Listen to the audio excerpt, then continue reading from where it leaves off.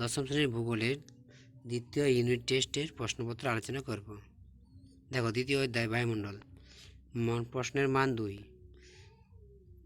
Insolation কাকে বলে? 2 বায়ুমণ্ডল কাকে বলে? অ্যালবেডো কাকে বলে? সমোষ্ণরেখা কাকে বলে? এলনিনো কি? বৈপরীত্য উষ্ণতা কাকে বলে? গ্রিন হাউস এফেক্ট কাকে বলা হয়? বায়ুচাপ কাকে বলে? ডোলড্রামস কি? পার্বত্য বায়ু কাকে বলে? স্থানীয় বায়ু কাকে বলে? চিনুক কি? জেট বায়ু কাকে বলে? বৃষ্টির চায়নজল কাকে বলা হয়? ঘনীভবন কাকে বলে? অধক্ষেপণ কাকে বলে? স্থল ও সমুদ্র বায়ুর পার্থক্য লেখো। মান 2-3 ট্রপোস্ফিয়ারে উষ্ণতা বৃদ্ধির সাথে সাথে উষ্ণতা হ্রাস পাওয়ার কারণ কি? ওজোন স্তর ধ্বংসের কারণগুলি লেখো। ক্যাটাবেটিক অ্যানাবেটিকের পার্থক্য লেখো। মৌসুমি বায়ুর উপর জেট বায়ুর প্রভাব লেখো। মান 5 বায়ুমণ্ডলের স্তরবিন্যাসের চিত্র সহ আলোচনা করো। বায়ুমণ্ডলের উষ্ণতা তারতম্যের কারণগুলি আলোচনা করো। এটি এবছর ইম্পর্টেন্ট আছে। চিত্র সহ পৃথিবীর প্রধান বায়ুচাপ বলয়গুলি সৃষ্টির কারণ দেখাও।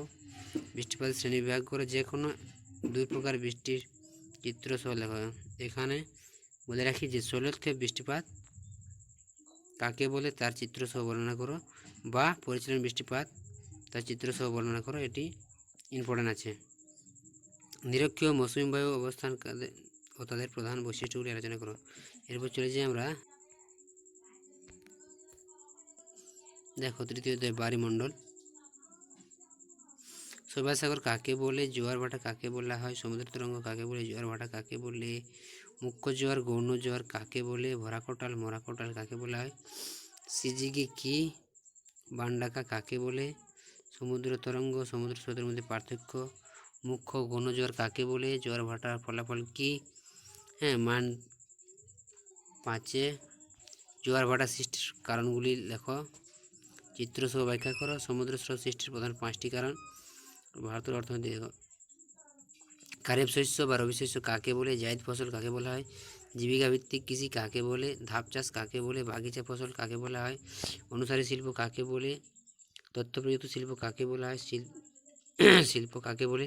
কৃষিভিত্তিক শিল্প কাকে বলে? প্রাণীভিত্তিক শিল্প কাকে বলে? জনসংখ্যা কাকে বলে? আদমশুমারি কাকে বলে? জনঘনত্ব কাকে বলে? বিভিন্ন কারণে গড়ে ওঠা শহরের উদাহরণ সহ পর্যটন, সামরিক, প্রশাসনিক শহরের উদাহরণ দাও। এরপর চলে যাওয়ার পরের পাতায় পরিবহন থেকে